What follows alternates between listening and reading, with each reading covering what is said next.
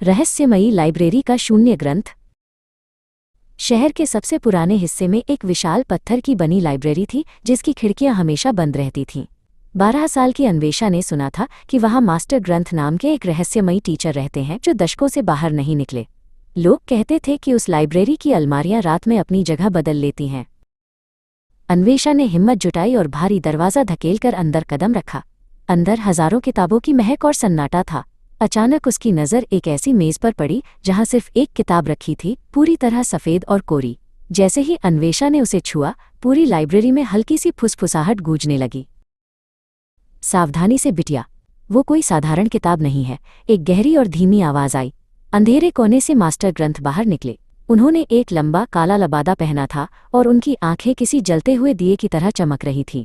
अन्वेषा डर के मारे पीछे हट गई, लेकिन मास्टर ग्रंथ के चेहरे पर एक सौम्य मुस्कान थी। मास्टर ग्रंथ ने एक पुरानी लकड़ी की छड़ी उठाई और फर्श पर 3 बार पटकी। देखते ही देखते लाइब्रेरी की विशाल अलमारियां पहियों की तरह घूमने लगीं।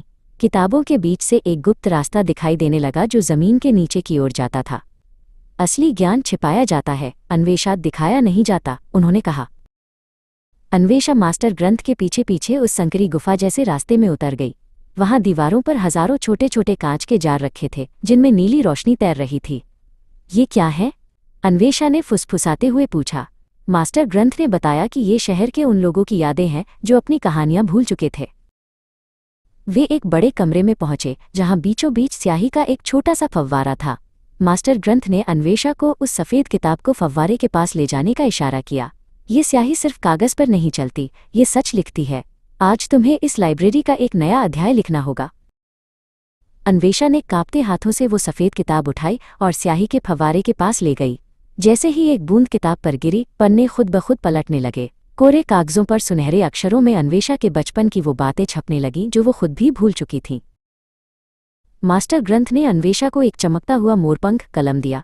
हर 50 साल में यह लाइब्रेरी एक नए रक्षक को चुनती है। क्या तुम उन कहानियों को सहेजने के लिए तैयार हो जिन्हें दुनिया भूलना चाहती है? अन्वेषा को समझ आया कि मास्टर ग्रंथ उसे अपना उत्तराधिकारी बनाना चाहते थे। लेकिन मैं तो अभी सिर्फ एक छात्रा हूँ, अन्वेषा ने कहा।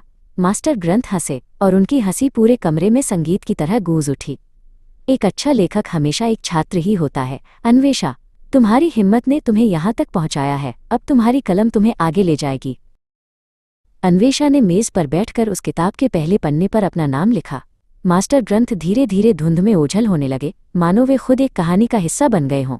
अब वो लाइब्रेरी डरावनी नहीं थी, वो अन्वेषा का नया घर थी, जहाँ हर किताब एक राज और हर कोना एक नई कहानी था।